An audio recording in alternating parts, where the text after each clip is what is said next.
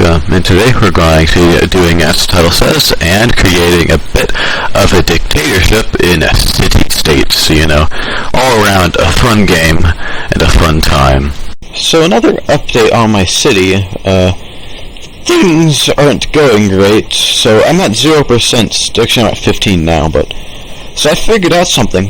So you want to destroy slums because they make you lose money, but whenever you do that, you lose stability too, but luckily, unlike everything else, it is not affected by you having negative stability, as instead it'll just go down to -2 stability and jump instantly back up.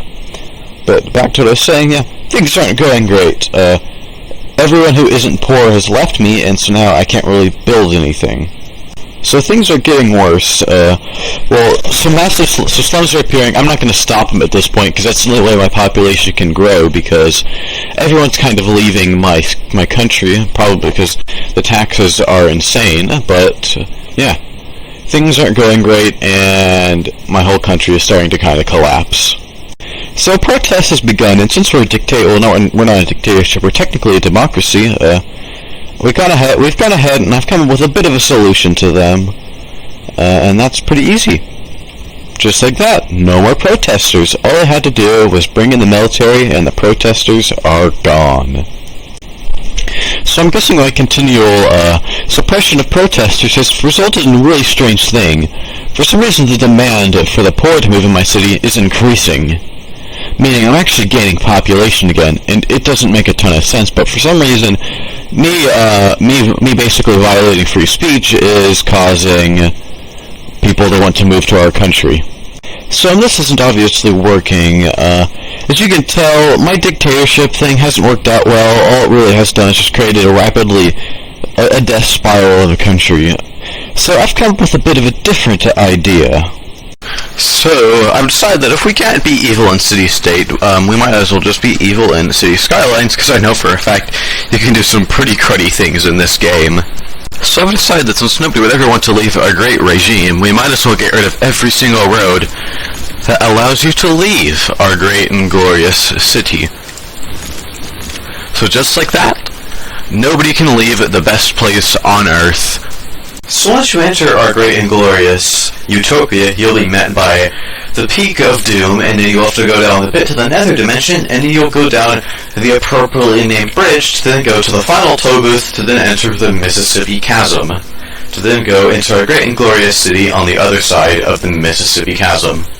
So here it is, the official city tower statue of the glorious leader, currently up the Hill of Doom. They then have to drive through, but first you have to go through the toll booths to then go up and meet our glorious statue to then enter the rest of the city. So the first cars have arrived in our great city, and they truly does await greatness to then enter our town. You then have to go, the very okay hill, then to go up the steep hill, you have to go through the whole process, and then once you get in, you then have to go straight through the Mississippi Chasm, through this weird area, and there you go, you can enter the town. But thanks to the way the code works, this little thing right here, this little road creation I created, technically none of these are intersections, so they'll have to go do some strange zigzag pattern for the next 10 years to then enter what will probably be their house somewhere in this weird creation. So your city is unhealthy whenever the moment you put down a hospital. Just like seconds after, let me try to get on this intersection, it won't let me, but so here it is. So now that it's open, just watch us go out of the hospital, because there's so many sick people in my town of 6,000 people. My citizens want a park, so I've decided to give it to them very easily. So you could ask, what park am I going to give my citizens?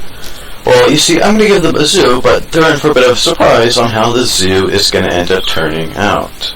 So I've gone back and I've looked at the recording, and I did notice a bit of something unique, and that's that, for some reason, I kind of sound like some weird evil robot. So I don't know why this is, but just a bit of note. I don't know, it should be fixed now, but I do kind of notice, I do kind of sound like an evil robot. It should be fixed now. So welcome to the first ever open concept zoo. While all of the enclosures are not really that secure, the elephant enclosure goes straight through a road, The lion enclosure has a gift shop inside of it, as you can see. The reptile house, kind of okay. The rest of the park, okay, but yeah. So, you gotta drive through the lion enclosure if you want to get anywhere. So yeah, it's very much a new and improved idea of the open concept zoo. So I was going to end up this video by kind of leveling this city, but it appears to be leveling itself pretty nicely, as I have lost over half my population, because everyone's leaving, probably because they don't want to live in a city where you have to go through a pit to the nether realm in order to enter. So yeah, things aren't going great. So I've decided to go ahead and end the video off here. So, things aren't going great, as you can kind of see. If the announcer could shut up, I might be able to speak, but yeah. Things aren't going great. I hope hopefully one of them will hit the nuclear reactor. But yeah. So, I'm gonna end off the video here. So, thinking about doing Hearts of Iron 4, TNO, if you have any thoughts on that, like if you want me to do that, say down in the comments. If you don't want me to do that, say down in the comments. If you thought this video was good, then please like and subscribe, and see you next time, and bye. So I've gone ahead and decided to kind of change the whole idea of playing TNO, not TNO, but also I will play TNO episode, and I'll list the 10 countries that I'm thinking about playing, and you can go vote on which one you want me to play down in the comments below. So the first country I'm going to play in TNO is going to be America. So this is our first contender for countries I might play in TNO, and the reason why I play America is because this is the country I actually was testing TNO with, and it seemed to be pretty fun, and it's a big power, as it is, the last democracy, one of the last democracies, and, free countries on the whole of the planet in this mod. So our next country is going to be England, since, I kind of want to go do something in which I try to reform the British Empire, and kind of rebuild Britain under a new government that is now trying to, basically to return Europe to its pre-World War II standards. So then our next country is going to be... My next country is going to be Germany, since, it's the winner of World War II, it's the dominant power. It's kind of like, it's the winner, essentially. It's the winner, it's the most powerful nation, and it does have some interesting things as a result of kind of being the center of the world in this mod. So next up we can do Japan, or that, I don't think I can say that. I really don't think I can pronounce that at all correctly. So yeah, we can play as Japan, do what the game... I only really know what Japan does in this game, so we'll just do what the focus tree allows, I guess, but I just kind of thought this was a great power, it might be something to play in TNO. So next up we've got Italy. So the reason why I might want to do Italy as well is because it's major power at World War II, and also because they have this whole thing with, the Mediterranean being drained a bit because of the dam that they built at Gibraltar in this universe. So next up we've got the Republic of India. I thought this would be interesting just because I haven't really ever done an independent India in really any of my games, and an independent India is here, and it appears to have some sort of stuff around it, as it does seem to be something that kind of shifts the power in this world. So the next country on our list is the Republic of China, and the main idea behind playing the Republic of China is that I could try to reform China, and reform China to its pre-World War I standards, and bring back a Chinese power to then defeat the Japanese and take on maybe the whole of the Axis. I don't really know, but yeah. But no, I want to play China so I can reform China and kind of shift the balance of power in this world.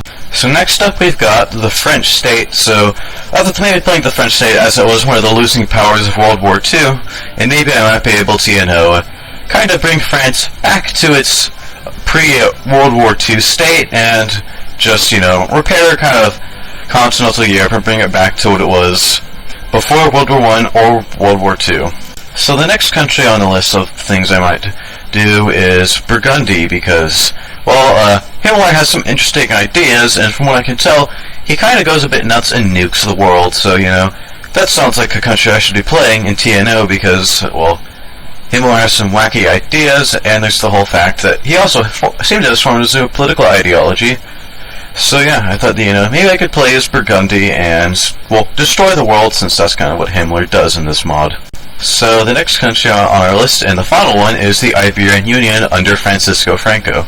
So I thought maybe playing the Iberian Union because of all the things that have happened, and, the whole fact that we do kind of have somewhat a bit of control over the Gibraltar Dam, and are kind of a regional power since, France's collapse. The Italian faction collapses pretty quickly, but yeah, I thought, we could play as Iberia and maybe try to create our own little empire in Europe.